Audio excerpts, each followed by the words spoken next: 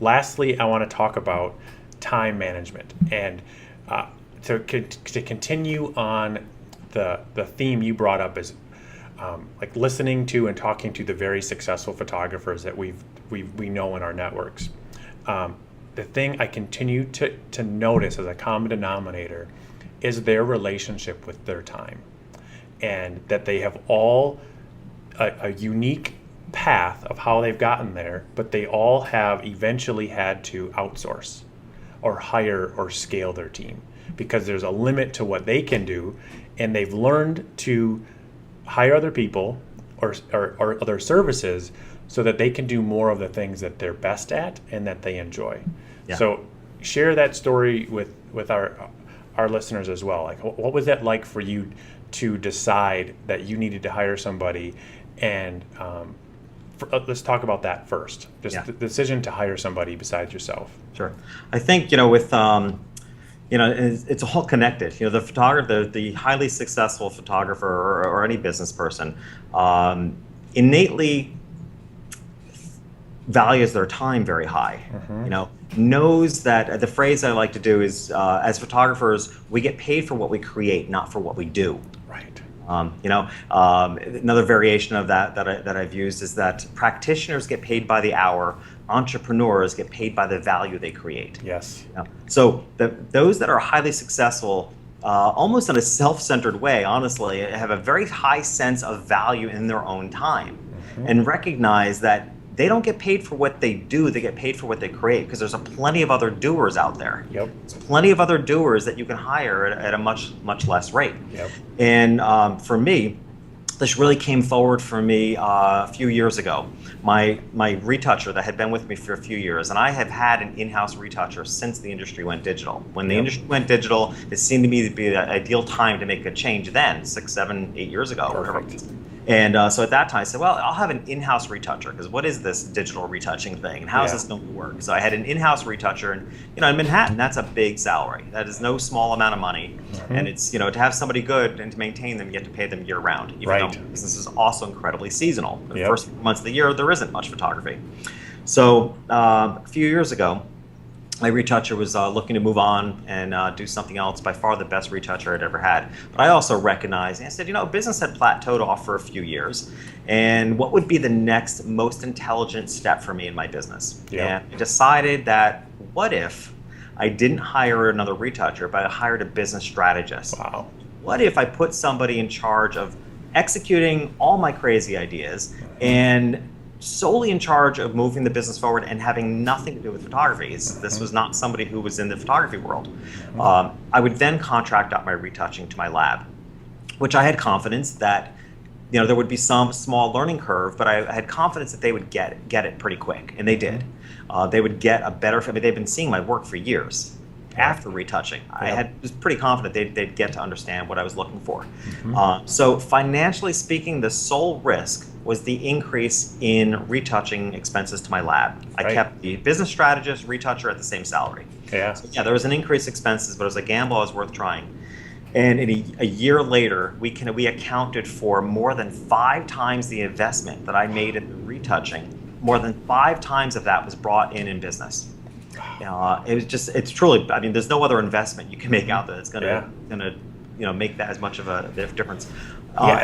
You brought up so many good points here, how a lot of our work can be so seasonal, or at least it can fluctuate, that we've got to be really cautious of fixed costs that will stay, like a salary, will stay the same whether you're bringing in 100 customers or 50.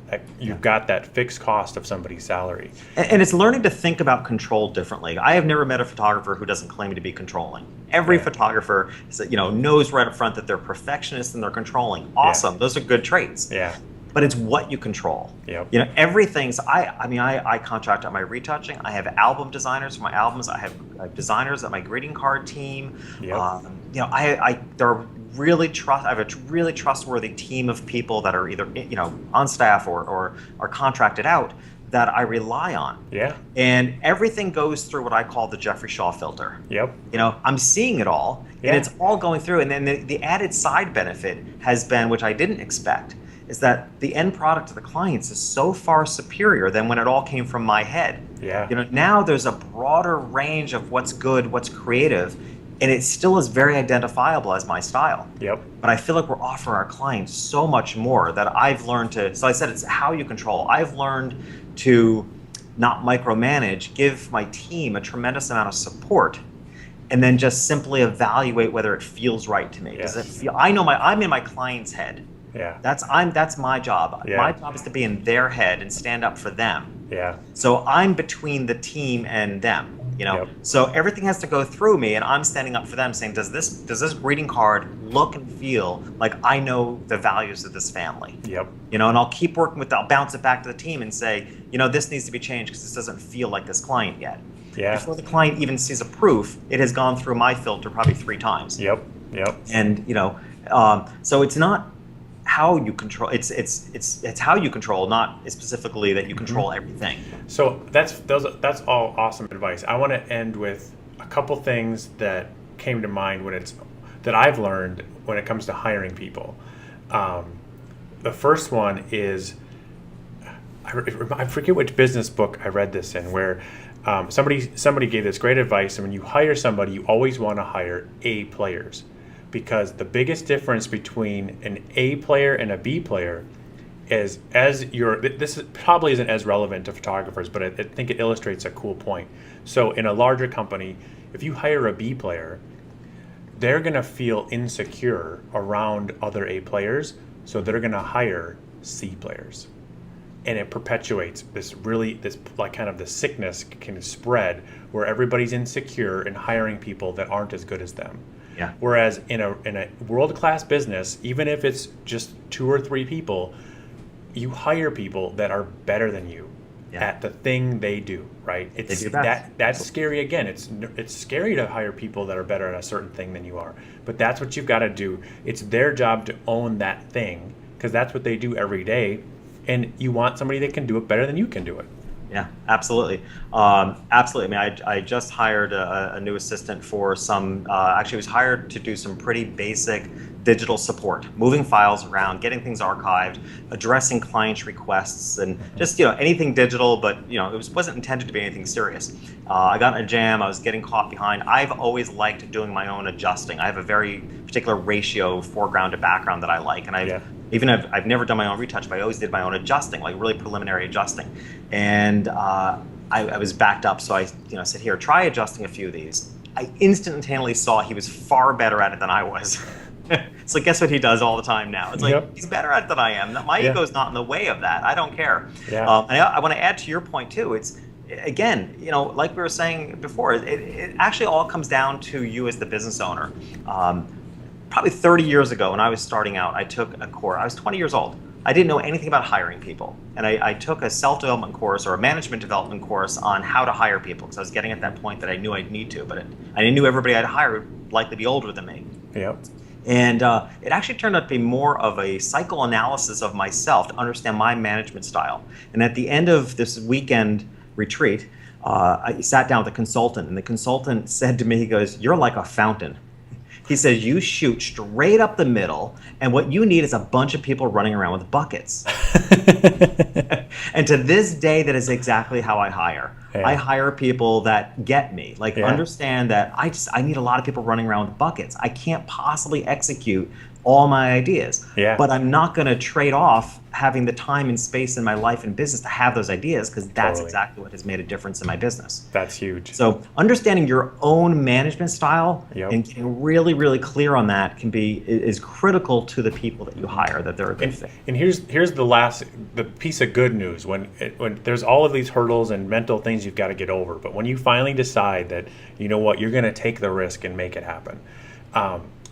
When you want to hire somebody, don't be super focused on hiring for a specific skill that they're going to do. Find a good person that you trust, that has good conversation skills, that has good conflict resolution skills and can solve problems.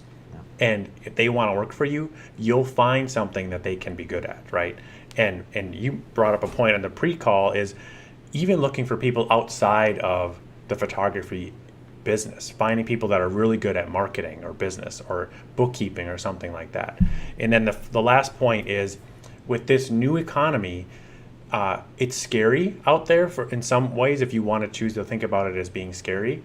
But what's fun is that the norm of, we used to talk about how on average people, when I was in high school and college, people would say, oh, on average you're going to have 7 jobs in your lifetime. People don't even have full-time jobs. That's not the norm anymore. Freelancing is exploding. There's so many people, for good reasons and bad, they don't want to give all of their time to a company. They would prefer to pick and choose the clients they work for and just work part-time on their own time. And so when you're hiring somebody, don't put the stress of trying to interview and find the perfect fit. The only way you're going to know somebody's a good fit for your business is by working with them.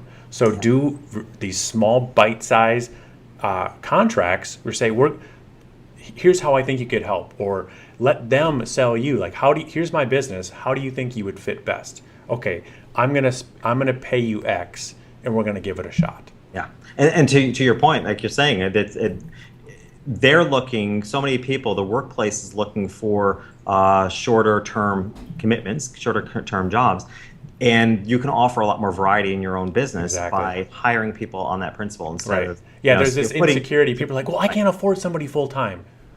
The perfect person for you then probably doesn't want to work full time. Right, and they're going to be ecstatic to find a job that they can do when at home. Break up the role in a few different roles and find somebody to fit that, and they're happier. And truthfully, it makes your business far less vulnerable because I always had full-time employees, and one of them left. It has a huge impact on your business. Good point. So the larger the team you can build, that each person is in charge with very specific tasks, you as a business are not as great of a risk either. That's a really good point. Awesome stuff. Everybody, please check out the e-guide. Let us know what you think about today's call. If there's anything else you'd like Jeffrey and I to talk about, we're happy to do another video. And also, I think we've talked about it, but make sure if you're going to imaging, to check out Jeff's platform talk there. We're really excited to be sponsoring this talk, and come by the Sticky Elms booth. We're going to be at Imaging. I'm really excited about that as well. So thanks again for tuning in. Thank you, Jeffrey, for having this conversation. I feel like I could go on for another couple hours. We always can. Yep. Well, you have a great weekend, and we'll talk soon. Great. Thank you, too. Bye-bye. Thanks. Bye.